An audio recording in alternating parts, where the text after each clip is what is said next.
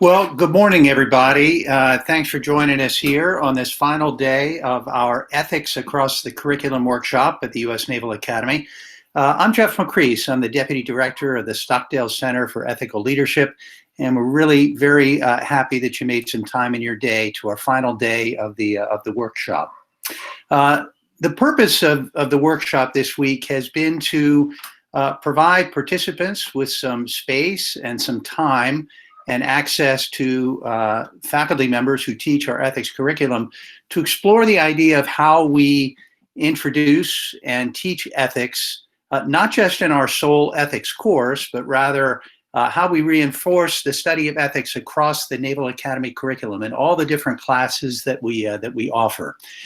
So we thank our participants, our 5 participants, and our over 7 facilitators for this week. I'd like to give you an overview of what we've been doing here this week.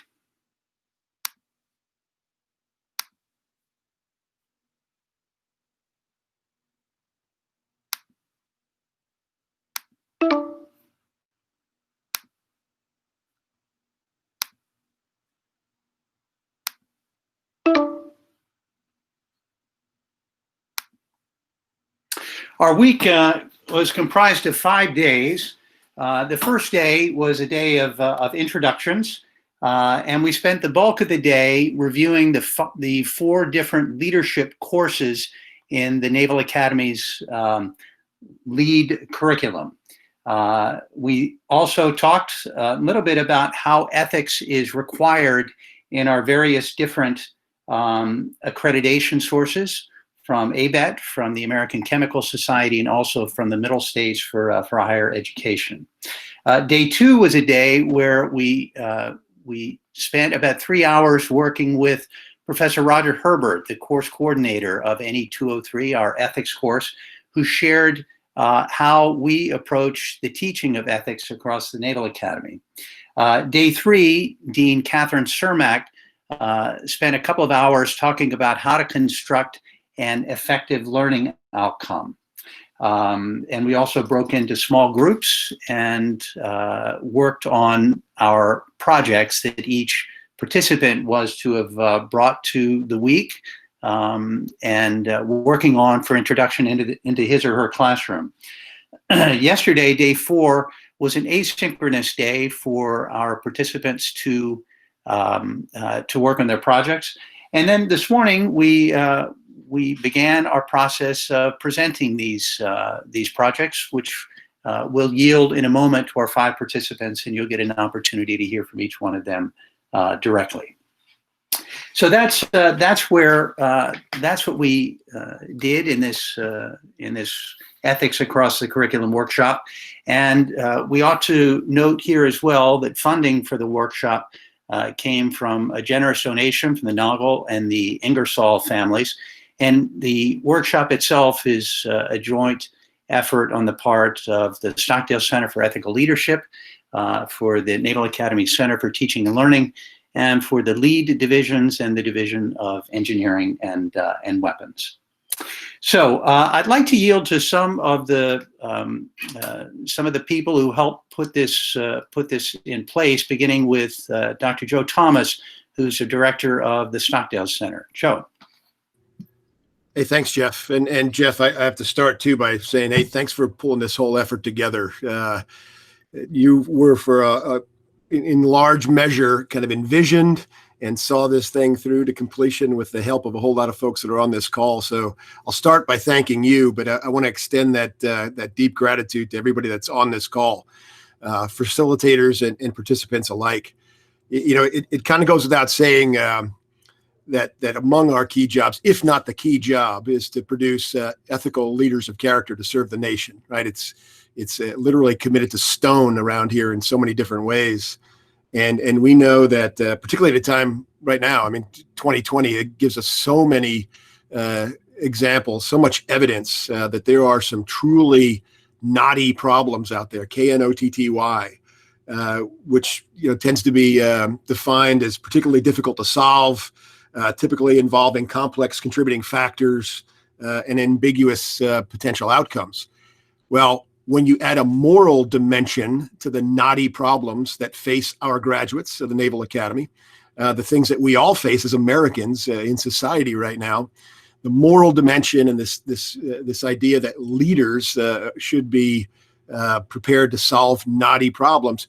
The work that you're doing across the various disciplines that are represented in this conversation, from my humble perspective, there's not more important work being done right now. Across functional areas, conversations that address assumptions that we may carry. That's to say things that we kind of take for granted or accept as true without necessarily proof. You're examining the proof for the need for moral leadership and how moral leadership can be encouraged regardless of the classroom setting. So again, I cannot express enough how grateful I am that all of you have participated in this conversation.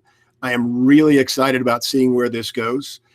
We've got, as Jeff mentioned, some very generous donors now that support our current efforts, and many more who are very excited about seeing where this goes in the future to kind of take this to the next level. And I'm certain everybody that's on this call right now, because of your plank owner status, you are the right people to take it to the next phase. So thanks for everything, and I look forward to listening into the rest of this hot wash. Thanks very much, Dr. Thomas. Captain Brian Bernanke is the Division Director of the Leadership, Education, and Development Division. Thanks, Jeff. And Joe stole most of my thunder, but that'll be great because it'll help me be brief. I would like to start also with my profound thanks. Jeff started this idea just over a cup of coffee, it seemed, although I bet it's something you've been thinking about for a long time, and in concert with Allison. And from there, built out a team very quickly to include Karen, Roger, Marcus, and then brought together this wonderful group of faculty, and the passion that you all have for this that is so clearly evident really gives me a boost. I see this as a very strategic initiative, both from my insight on the strategic planning team for 2030, but also if you just look at where we are in this time in our country, alignment around ethical issues, an integrated approach across the yard is one of the main things we're looking at as we look into the future of how we're going to continue to build leaders of character and make that better and more relevant for the world that they're going to enter as leaders. And so, if we can start working together in this manner on the most important topics, ethics, the inequality, racism, if we are all working together on these topics, we can make a profound difference, especially through the curriculum. I think that's the most important and most lasting piece that we can provide. And I think it'll shape those say-do mismatches, what we say being different than maybe how we act or what we do. And it'll spread beyond just our classrooms, but, to the coaches, to Bancroft Hall, et cetera. So I see this as just really, really important. And it's just amazing to see what work has been accomplished. And I'd also like to throw out that this was all originally envisioned to be an in-person workshop. Then COVID hit, and Jeff, you found a way to make this just as effective by bringing everybody together. I know Karen has a huge role in that as well with CTL and our ability to do this kind of work remotely. So maybe a little bit more time than I meant to spend, but I'm just kind of overcome by how awesome this is. So I'll kick back to you. Well, thanks very much, Captain. And of course, one of the co-sponsors and the person who did much of the heavy lifting for this was Dr. Karen Sproles, the director of the Center for Teaching and Learning here at the Naval Academy. Karen? Well, first, I just want to say happy Emancipation Day, happy Juneteenth to everyone. I cannot think of a better way to celebrate this important day than talking about ethics and the way we can integrate that powerful across the curriculum move to merge our courses and curriculum and join together. It's been a great week. I've learned so much from the presenters and the participants. It's just been mind-blowing. So thank you all. I'm so glad to be here. Allison Webster Giddings, captain and doctor from the Division of Engineering and Weapons. Yeah, thanks, Jeff, so much, and Karen and Ryan for your support in sponsoring this workshop.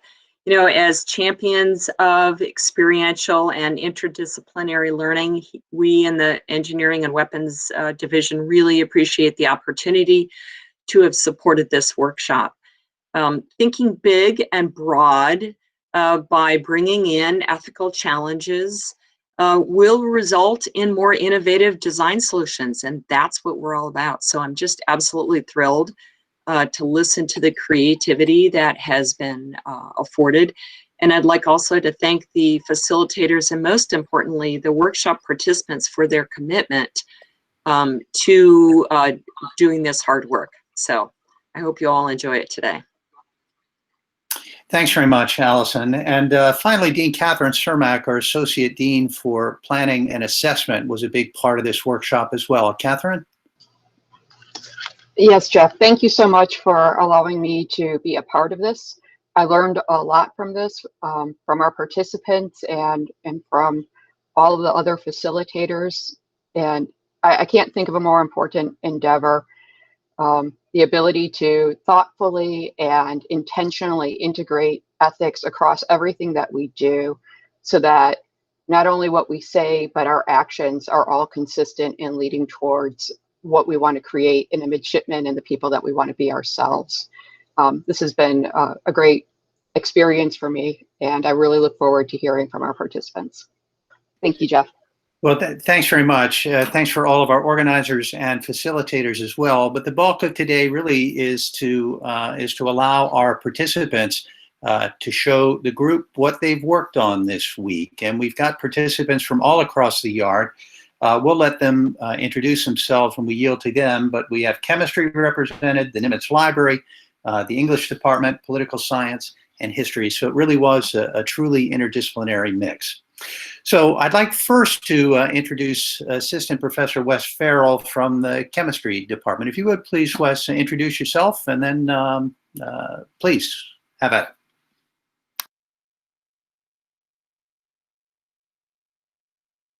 it. Wes, still muted. Somebody had to be the first person to do that, so might as well be me. Yeah, thanks, Jeff. I'm Wes Farrell from the chemistry department. I'm going to share a little bit today with you about my thoughts on how we're thinking about integrating ethics and morality into the chemistry curriculum. This is something we've been working on in a small group for a little over a year now already. So I'm here. I wanted to join this program to learn a little bit more about what's happening across the yard. And my idea about how we're going to move this forward is think about a way that we can introduce ethics and morality to our midshipmen during the chemistry curriculum, really because this is an issue that's very important in science generally and in chemistry especially. Ethics and how we do research, how we report it, how we do it honestly, and how we make sure we report it in such a way that it can be replicated and understood. And then there's moral questions too about when we do research, will anyone ever be able to use that for harm or good, and how do we weigh those options? We want this to be something that we confront the midshipmen with on a regular basis. And the reason for that is we don't want it to seem like it's something that we do in addition to chemistry, or that we stop doing chemistry to think about, but have them constantly confronted with it such that they realize that this is actually a part of science and it's a part of chemistry, not something that's separate from it. So we want to make this a program where they're going to be addressing this rather frequently in small bite-sized chunks rather than one large portion that kind of seems separated. For my project that I've been working on this week, I decided we should probably look at targeting the third class midshipmen. There's two reasons for this. This is the first year that they're going to be in the chemistry major. In their freshman year, obviously they're taking plebe chemistry, and that's a rather large course, and there's a lot of people who will not go on to do more in the chemistry department. So this is the first time we're going to have the midshipmen who are really invested in the topic of chemistry. So it seems like a good time to get them early, but also make sure we have a group of students who are rather focused and interested in this topic. And this is also when they're going to be taking NE 203. So hopefully this will help complement what they're learning in that course to see that what they're learning in terms of ethics and moral development in a course specific to that can really be applied across the yard generally, across many professions, across many topics, and then of course in their naval careers. So our learning outcomes for this course or for this project is that at the conclusion of their third class year, and specifically what we call integrated labs 1 and 2, which is the lab sequence that the midshipmen take during the third class year, the midshipmen will be able to identify and distinguish between ethical and moral dilemmas within chemical research, evaluate courses of action to take when confronted with these dilemmas, and then importantly, to be able to justify them. And these can be rather simple examples. So this is a pretty famous example of an ethical problem. It's a little bit small, but basically what I'm just showing here is this is a snippet from supporting information from a chemistry research paper in the journal Organometallics, where the lead author leaves a note for a student telling her to just make up an elemental analysis. And I'm sure you don't know what that is, but it's a rather tedious task to get this analysis called elemental analysis. So the professor just told his graduate student to make it up and then forgot to delete that note, and then it ended up getting published. That's a rather specific example, and it's really specific to organometallic research. In order to get some real world examples, we can also have them look at a similar case where a woman working for a company that was contracted with the Navy for going on over 30 years, I believe it was fabricating data related to steel that was later going into submarines. So this is something that we see just in small cases like this in chemical labs, but it also has large impacts when it gets into things like federal contracting. And then, of course, getting away from ethics to more of a moral dilemma is what do we use this technology for when we develop new technology in the lab? And you can think of things like gene editing. This is something we can do now, but then there's the questions of should we do it or when should we do it and how do we limit that? So we want the midshipmen to look at these dilemmas, identify them as ethical and moral, think about the course of action they can take with them, and then justify their decisions. This is going to be something that we look at throughout the entire third class year. Again, like I said, I want this to be something that they look at in small bite-sized chunks and where it's allowable by time. Basically what that means that we're going to present them with these dilemmas and then have hopefully conversations, either debates, maybe cold calling or presentations within the classroom where there's time. We're going to have to really dig in and look at the curriculum to find when we have the time to do that. And it's not in the course of this week, I haven't had a chance to look at it too closely yet, but we're going to look at that very closely. And when there's not enough time to really have something in class because they got to be working the lab the whole time, they can either turn in short responses with their lab reports, or they can maintain a journal online and share it with the instructor so the instructor can check in, make sure that they're thinking about this, that they're looking at things and thinking about it carefully and see what their thought processes are. So the lesson plan isn't too surprising. We're just going to present them with these case studies, these moral dilemmas, normally in the pre-lab reading, and then again, we can have class discussions either through debate or presentations, or we can have them write short responses. But in all cases, we're going to refer them back to this moral deliberation roadmap that they'll be introduced to in NE 203. And the reason being that we want to make sure they're considering all the implications of what it is they're deciding. So are they considering all the stakeholders within a moral dilemma? Sometimes it's not obvious what all of them are, so take a step back and think, what am I doing, and am I really thinking about everyone who this is going to affect? And we can think of some good examples there as well. So the next steps in order to execute this will really just be to identify the appropriate labs where we can do this. We want to make sure we can hopefully have these case studies be related to what they're doing in lab when possible.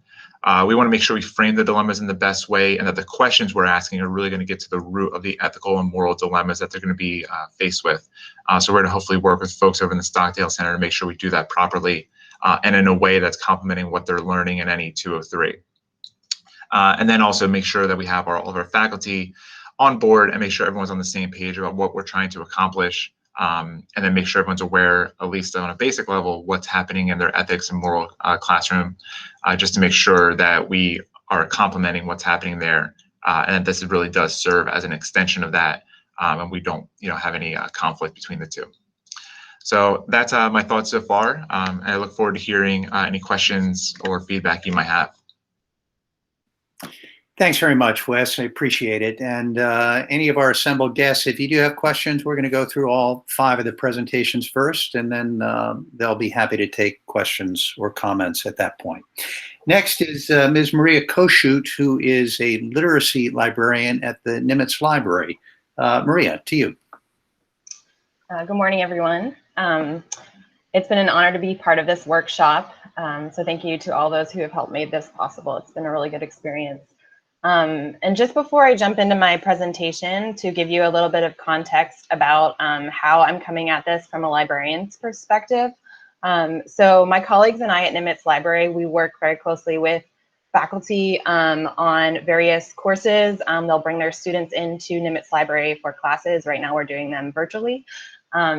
But we work hand in hand with instructors. So I'm coming at this from a little bit different angle. I don't teach a semester-long course per se, but I collaborate with faculty, and I am the liaison for the English department. So that's kind of the framework of where my project fits in. So I'm going to go ahead and share my screen now.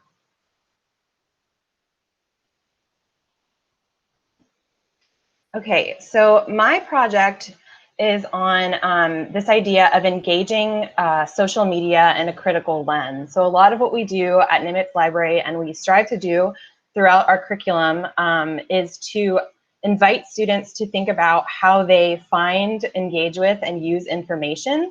And so it was really interesting this week to think about that within a lens of ethics and character development. So my project kind of grew out of that, and it's titled Friendship and Social Media, Helping Students Think Critically About Their Engagement with Technology.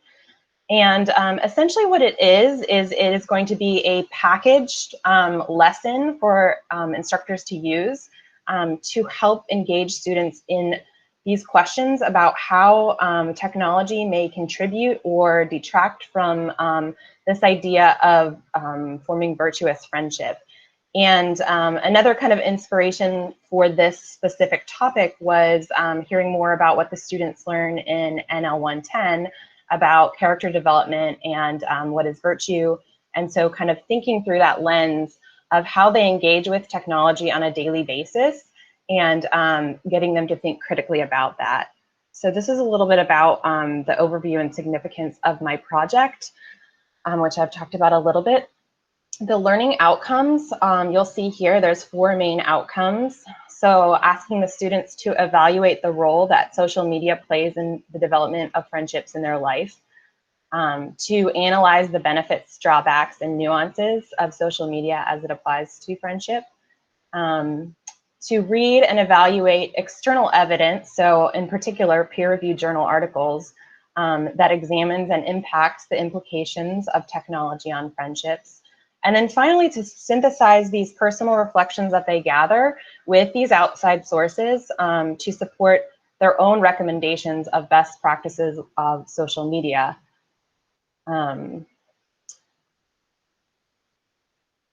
As far as the application opportunities that I see for this particular module, I perceive that it could be used kind of in an interdisciplinary way. And so as you can see here, I've created 2 branches. So it could overlay some experiences within the English courses, the plebe English courses, so HE 111 and 112. It could also be used in the NL 110, the leadership course. And so it would be kind of 2 different focuses. For the literature, we could look at exhibit literature texts, ideas of how friendship is portrayed within literature. That could be a component within the leadership lens, looking at, in particular, Aristotle's definitions on friendship, how he defines the 3 different types of friendship, and having students engage with those definitions of friendship and how they relate to their experience with social media and technology. So I was kind of excited to create a lesson that could be used in a variety of ways across the curriculum. I'm getting a little bit of feedback, I'm not sure why. This describes kind of the general module, and it could be tailored according to exactly what the instructor's time frame and constraints are. But it essentially includes 3 parts. The first part is inviting the students to critically think about how they engage with social media. So to log some of their social media behaviors and interactions with friends. My suggestion is even just for a 24-hour period. And then after kind of looking through a variety of guided questions to think critically about that experience, then I have compiled a list of some articles that relate in particular to ethics and technology and how they impact friendship. And so that invites them to have experience engaging with these scholarly voices on these particular topics. And then finally, they would have the opportunity to create a reflection paper, which would synthesize their own experience, as well as some of those arguments provided in the peer-reviewed articles. And so the module right now is just on a Google Doc, but as you can see, I have more specific questions here about some prompts about how they're using social media and how it either strengthens or perhaps detracts from their relationships. And then this is an example of some of those articles I've pulled about virtual friendship.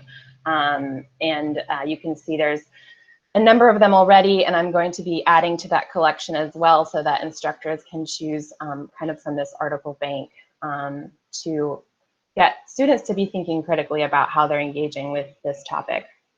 Finally, the assessment for this particular project is going to be kind of two-pronged. One will be developing some of those assessments for the assignment itself to, again, be part of this assignment toolkit. And that will include just some rubrics that I'll create to help instructors kind of analyze some of this student work. And then also just an assessment of the module itself. So getting feedback from instructors, whether they are in the LEL department or whether they're in the English department or any of those instructors that choose to use some of this material to get their feedback on how it went and what they felt their students got from this exercise. And then finally, my timeline and next steps are as follows. Like I said, my content right now is simply in a Google Doc, but I'm going to be building a platform. It will most likely be one of our LibGuides, which is available through our NIMITS website, which is a great place for content. You can package content, and it's available on and off the yard for both midshipmen and faculty. So to create this toolkit with all of these resources, so it's just kind of an out-of-the-box experience.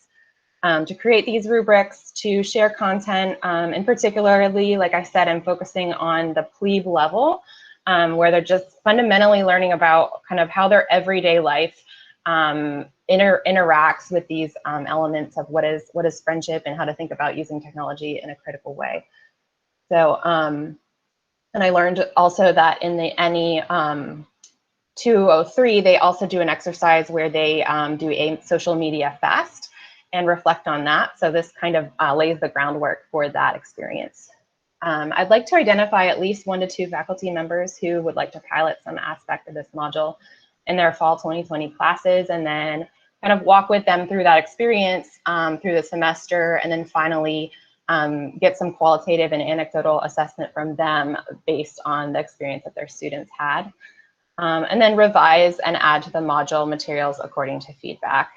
So in closing, I just want to say that as you know, in the Socrates quote, the unexamined life is not worth living. So the idea is asking students to really examine their everyday behaviors and engagement with information and how that relates to building virtuous friendships within the brigade, with one another, and just building that character to become better leaders. Okay. Thanks very much, Maria.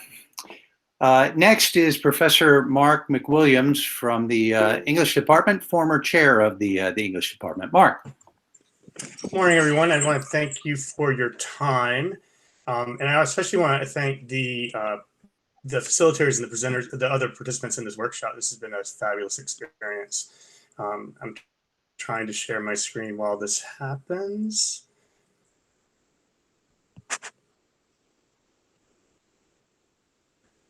Okay. I've long been fascinated by historical fiction, the imaginative recreation of actual historical events and figures.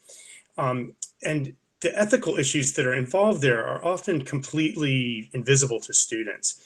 And it has occurred to me over the course of this week that using the moral deliberation roadmap that Wes threw up on the screen earlier might help make these concerns visible and hopefully meaningful to students. That roadmap comes from the pilot course of NE 203, the pilot version. It walks students through considerations of questions of moral constraints, consequences, special obligations, and questions of character, which in ways that I think might be particularly useful in this context. Some aspects of the imaginative recreation of what it must have been like to live in the past are relatively uncomplicated, even if it's terrifically difficult to do well. Consider, for example, the rich descriptions of foods and fabrics in Hilary Mantel's Wolf Hall books. That detail takes tremendous amounts of research. But while readers might debate whether she got it right, whether few of us would charge her with moral error if, for example, a character used the wrong fork or at that time used any fork at all. However, the stakes would seem rather different if she portrayed Thomas Cromwell as stealing from the state coffers or plotting with the French. It may be true that you cannot libel the dead, but that hardly absolves authors of moral responsibilities. I mentioned the 1968 William Styron controversy the other day, and I want to offer that here as a slightly more detailed case study. Styron, at the time a prize-winning author, and more important for our purposes, a white Southerner, had long been haunted by the story of Nat Turner, who in 1831 led a slave rebellion that led to the massacre of over 50 whites and to the state execution of over 56 blacks, not to mention many more, well over 100 by most estimates, killed by white vigilantes and mobs. Styron grew up near where the revolt took place in Tidewater, Virginia, but he'd never been taught anything about it, learning about it only from the roadside historical marker that you see in the background of this slide. At first, Styron wrote a fictional version of those events in the third person, but he wasn't happy with it. At the urging of his friend, the great African-American thinker James Baldwin, who was living with Styron at the time, he rewrote the story in the first person, imagining himself into Turner's head in a remarkable act of empathy. That gave him the freedom to imagine Turner's sexual life and to be cavalier with the very little biographical information that was known at the time, both decisions that blew up when African-American writers and critics attacked him. Thinking about the moral constraints of decisions like Styron's requires some imagination. At a session dedicated to the Styron controversy at the American Historical Association in 1968, Robert Penn Warren joked that no one cared about how Shakespeare portrayed Owen Glendower in the Henry plays, to which Ralph Ellison immediately objected, "Well, you're not a Welsh nationalist, are you?" Identifying who might have rights that the author must consider is harder than it looks. Identifying possible moral consequences is tough too. Styron's book was released to wild acclaim and astonishing reviews until ratcheting racial tensions in 1968 changed the stakes and made that very imaginative effort that had been so praised seem instead like a kind of misappropriation of violence, a theft. Some historical figures can be reimagined with less consequence than others. I think of Lincoln portrayed as a zombie killer in Richard Shrinkman's film, or Lincoln portrayed in Long Conversations with the Dead in George Sanders' novel. Potential consequences change as society changes. There are strategies, though, that might protect an author from these consequences, and this I've been fascinated with for a long time. Almost every serious attempt at historical fiction comes prefaced by some sort of author's note that claims some balance, historical accuracy, and imaginative freedom. Patrick O'Brien goes so far as to enumerate specific changes he's made to battle actions of the British Navy, but he also claims his absolute right to make those changes. Some authors change the names of historical figures. Penn Warren's All the King's Men, for example, simply renames Louisiana Governor Huey Long as Willie Stark. Shifting the central character can be effective too. Penn Warren makes his protagonist not Stark himself, but instead a historian who serves as his chief aide. More subtle strategies can work as well, and these I find particularly interesting. Again, in All the King's Men, there's a crucial moment when Stark may have winked at the narrator. A lot turns on that wink in the novel. Is Stark in on the joke, knowingly using dangerous populist methods for greater good, or is he just a narcissist, little concerned with democratic norms? Forcing the reader to choose whether Stark really winks or not forces us to recognize our own complicity in that imaginative recreation. This unit that you see described here introduces students to the ethical considerations of writing historical fiction and uses the moral deliberation roadmap to force a careful consideration of constraint, consequences, and character. That deliberative process is then used by students at first in groups and later as individuals to evaluate strategies used in particular novels. You see here the learning objectives unit plan. My idea here is that this is scalable. I think it could be done in as little as 1 or 2 classes on a small scale, but it could also form the thematic backbone of a semester-long seminar in historical fiction. And the next steps, I think, are largely about how that scale works in practice, from everything from readings to assignments. At the larger scale, this sort of thinking might even allow considerations by students of much larger questions of moral imagination and moral discourse. That's what I've got for today. I thank you for your time. Look forward to questions and feedback. Thanks very much, Mark. Professor Deb Wheeler hails from the Political Science Department with a specialty in Middle East Studies. Deb.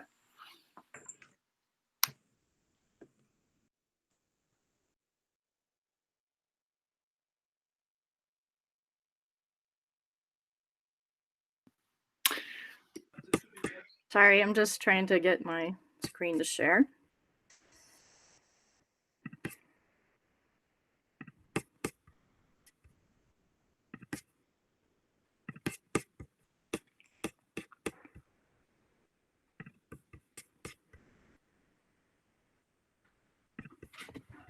Can you see it? Yes. Perfect. Okay. So my project is about overcoming cognitive bias, and I'm going to use my 3 Middle East politics classes in the fall semester to pilot this project. In terms of the importance of the project, I'd just like to say that bias can get you killed. It can disrupt your success trajectory. It can limit your learning. And it can also derail effective decision-making. And for all of those reasons and more that we'll explore throughout the semester, I want to try to facilitate a space where students can examine their bias and also try to learn around it, so to speak.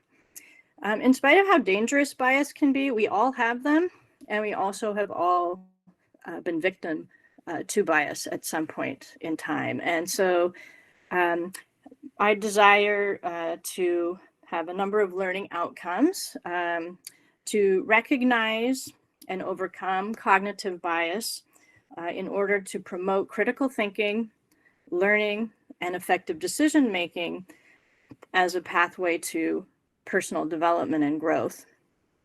There are going to be several key tracks through which we will try to attain those learning outcomes. The first is we're going to use the desire to understand something about the Middle East as one of our tracks. We're going to have a kind of pathway to understanding the self. And then I would say most importantly, we're going to have tracks that are designed to allow us to understand something about others, whether it would be people in the Middle East or people in our own classroom. In terms of that cognitive bias chart there, I would just like to highlight one, which is blind spot bias, which is failure to recognize your own cognitive biases. And I would say that in terms of the assessment tools I'm going to be using this next semester, most of them are designed to target that particular example of cognitive bias. So the way I conceive of laying this out in terms of assessment, the first day of class, I would like to have them write an in-class short, it's a 10-minute, 15-minute essay in which they will explore what they know, how they know it, and what their biases are. And I would encourage them to experience and construct this essay, both in terms of what they know about the Middle East, but also what they know about themselves.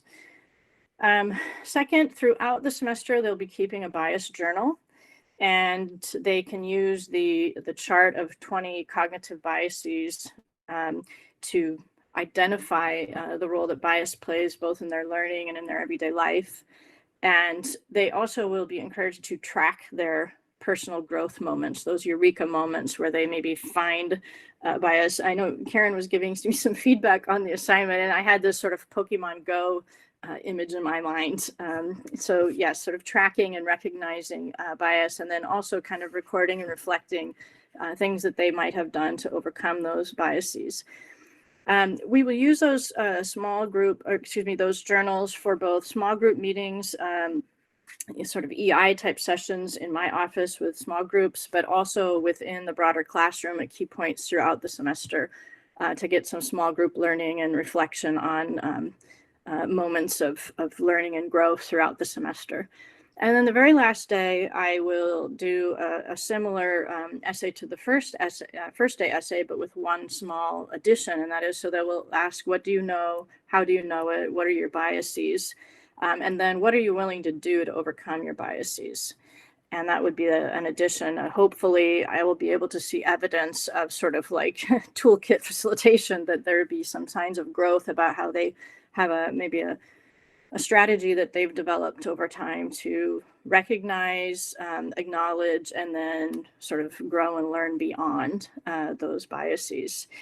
So again, time frame is next semester, and I'm really, really grateful to everybody that put together this week of enriching opportunities to think about ethics across the curriculum, because I would have never thought of doing any of the things on this slide without that opportunity. So thank you very much. Deb, thanks very much. And our final presentation is from Professor Mary DeCredico from the History Department and a former chair of the History Department herself. To you, Mary.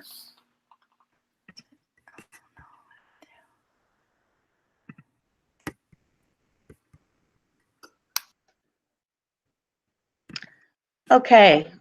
My project is the Libra Code and its influence on impact on Southern civilians between 1862 and 1865. Am I echoing? A little bit. Yeah, it's driving me crazy. Could we ask everyone to mute if you're not already muted, please?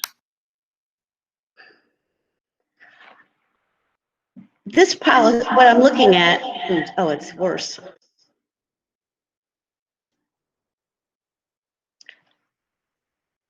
Okay. The policy, the implementation of the Libra Code was made because of guerrilla warfare in Missouri and the failure of the Peninsula Campaign in 1862. The concern initially by the Union military was to pursue a conciliatory policy. That policy was crushed in 1863 with the promulgation of General Order Number 100, the Libra Code. Up until that time, non-combatants were not considered to be targets. As a result of the guerrilla activity, Libra rewrote his code to include attacks on non-combatants. It proved to be the main policy followed by military commanders, especially Philip Sheridan in the Shenandoah Valley in 1864, and Ulysses Grant and Sherman marched the sea in 1865. The timeline for this is to begin in the fall of 2020 with my upper level course, the Civil War and Reconstruction. What I'd like to do is have my midshipmen write an initial response paper about what they know about the Libra Code. Then I want to divide up the students and have them select a particular historical character to analyze as to how that individual implemented General Orders 100.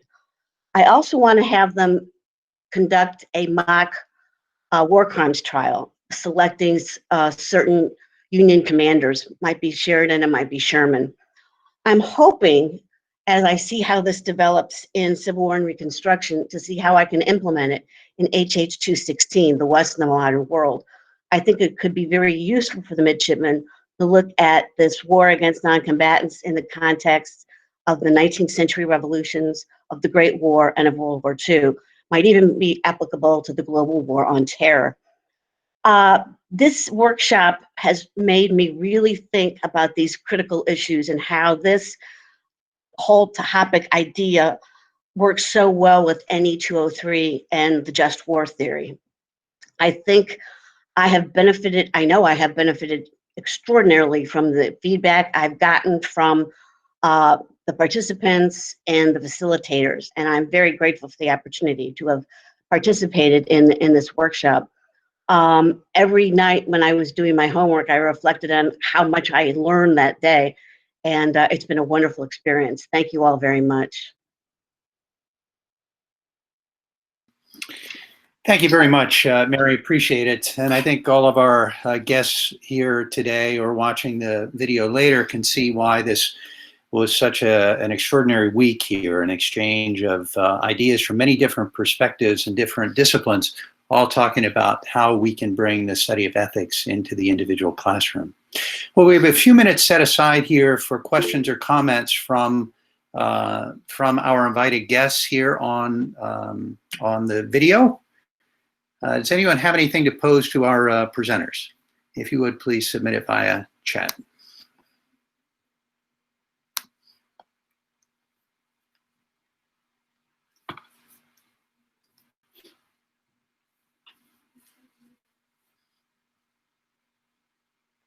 Well, if not, what I'd like to do is go around through some of our facilitators who were engaged this week and get some final closing comments from them, starting with Professor Doug Rao. Doug, do you have anything to add to the group? Jeff, thank you very much. My only add is that just seeing the results, also what we just was presented for Deborah, Wes, Mark, Mary, and Maria, it's wonderful to hear that. And I do hope that you will take the opportunity to reach out to the folks who gave the presentation on Monday, who are our course directors, which includes Commander Mike Norton, Commander Dave Wallace, Captain Roger Herbert, and Lieutenant Commander Liz Jarczyk. And as Captain Bernacki has already mentioned, we within LEL are very, very anxious to support this in any way that we can. And to hear that you're already proposing fall pilots is something that I'm pretty excited about, and we need to make sure we stay connected. So please feel free to contact any of those folks or myself in order to how we can interact with your classes. So, Jeff, thank you very much. Yeah, my pleasure, Doug, and thank you very much for being such a big part of the workshop here. Professor Marcus Hedel. Yeah, I'll be really brief. I'm really grateful for the opportunity to engage this week, and I will say as well, especially grateful to the participants because it makes this not a one-way exchange. There's definitely lots of ideas out there that will influence the way we do ethics within LEL as well. And so I'm really grateful. It was a great experience. So thank you to Jeff and thanks to all the participants. All right. Well, back to one of our key facilitators and organizers, Professor Allison Webster Giddings. Allison? Right. So we spoke early on about how we're welcoming these midshipmen into their individual professions or their disciplines, and the importance of talking about ethics within those disciplines. And it's just been great to see the different approaches that everyone takes in considering the specific problems that are unique to their disciplines and how it is that we're going to address those. So I look forward to seeing the effect and the outcomes being achieved. So thanks for everyone for their time. Thanks very much, Allison. Dean Catherine Cermak, any closing thoughts?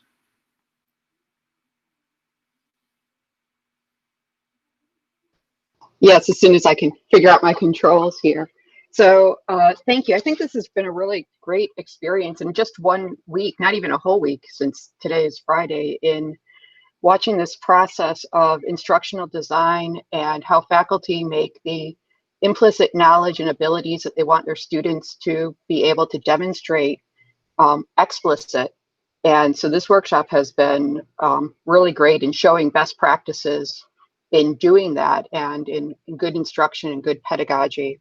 And so I'm just thankful that I was able to be a part of it, and happy to continue to be a resource for anybody who's developing their materials.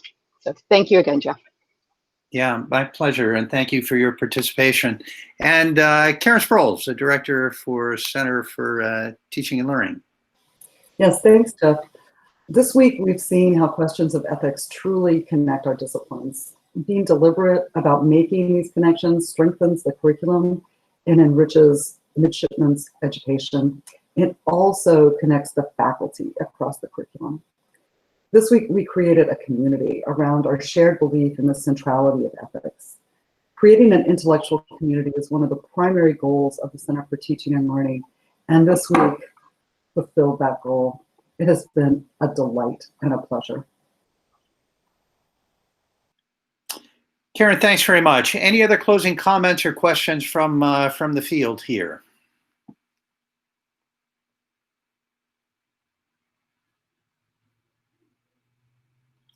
Well, in closing, let me say that we have a very special mission here at this institution of developing moral leaders for service to the fleet and to the nation.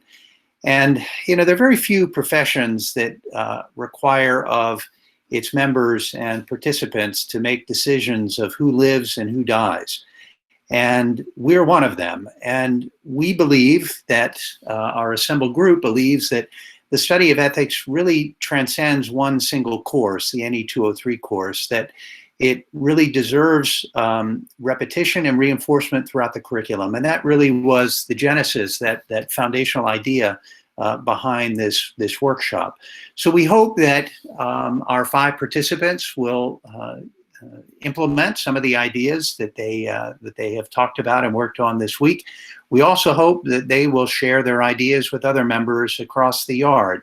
And looking toward the future, we hope that we'll be able to continue this workshop, perhaps in conjunction with other parts of the campus, perhaps the Commandant's shop over in Bancroft Hall, and maybe our coaches in the athletic department, and anyone else who shares a commitment to developing moral leaders for the fleet. So with that, once again, a great thank you to everybody who took part this week. Videos of this session, as well as all of the other sessions, are available on our Google Classroom. If you'd like access to that, please reach out to me or anyone at the Stockdale Center, and we'll get you copies. So, barring any other questions or comments, thank you again, everybody, and we look forward to working with you on other issues of ethics across the curriculum. And in closing, again, thanks to the Noggle and the Ingersoll families for their generous contributions that made this possible, and as well our other sponsoring institutions, the Stockdale Center for Ethical Leadership, the Naval Academy Center for Teaching and Learning, and the Naval Academy Divisions of Leadership, Education and Development, and the Division of Engineering and Weapons. Thanks very much.